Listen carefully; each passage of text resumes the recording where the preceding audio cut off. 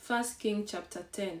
When the queen of Sheba heard about the fame of Solomon and his relationship to the Lord, she came to test Solomon with hard questions.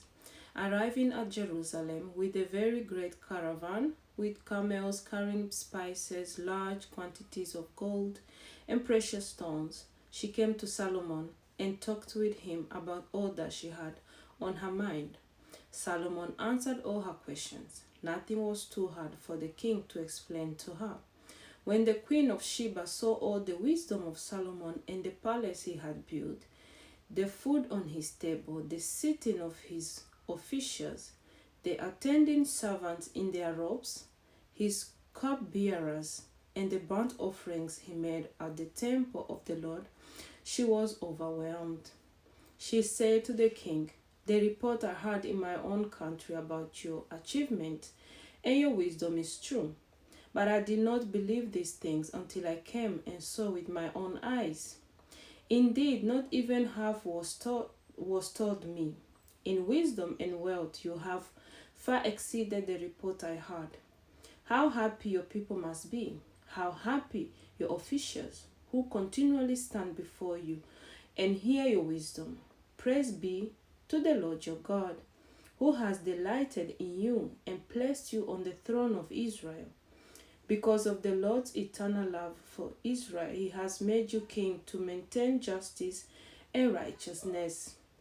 And she gave the king 120 talents of gold, large quantities of spices, and precious stones.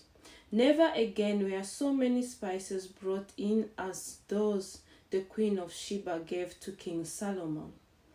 Hiram's ships brought gold from Ophir, and from there they brought great cargoes of almug wood and precious stones. The king used the almug wood to make supports for the temple of the Lord and for the royal palace, and to make harps and lyres for the musicians.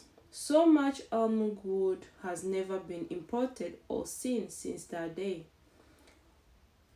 King Solomon gave the queen of Sheba all she desired and asked for, besides what he had given her out of his royal bounty.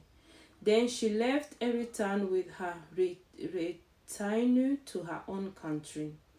The weight of the gold that Solomon received yearly was 666 talents, not including the revenues from merchants and traders, and from all the Arabian kings and the governors of the territories.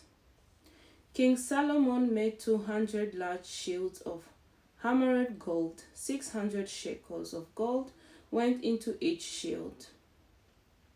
He also made 300 small shields of hammered gold, with 3 minas of gold in each shield. The king put them in the palace of the forest of Lebanon. Then the king made a great throne covered with ivory and overlaid with fine gold. The throne had 6 steps, and its back had a rounded top. On both sides of the seat were armrests, with the lion standing beside each of them. 12 lions stood on the 6 steps, one at either end of each step. Nothing like it had ever been made for any other kingdom. All King Solomon's gold plates were gold, and all the household articles in the palace of the forest of Lebanon were pure gold. Nothing was made of silver, because silver was considered a little value in Solomon's days. The king had a fleet of trading ships at sea along with the ships of Hiram. Once every 3 years it returned carrying gold, silver, and ivory and apes and bamboos. King Solomon was greater in riches and wisdom than all the other kings of the earth. The whole world sought audience with Solomon to hear the wisdom God had put in his heart. Year after year, everyone who came brought a gift: articles of silver and gold, robes, weapons, and spices, and horses and mules.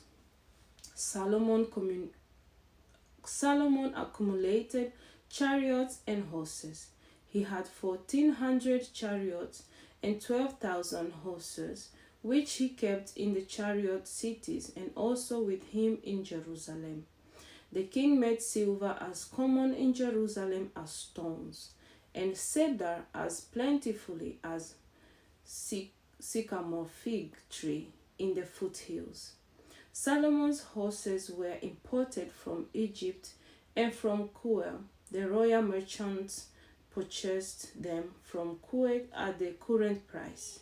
They imported a chariot from Egypt for 600 shekels of silver and a horse for 150.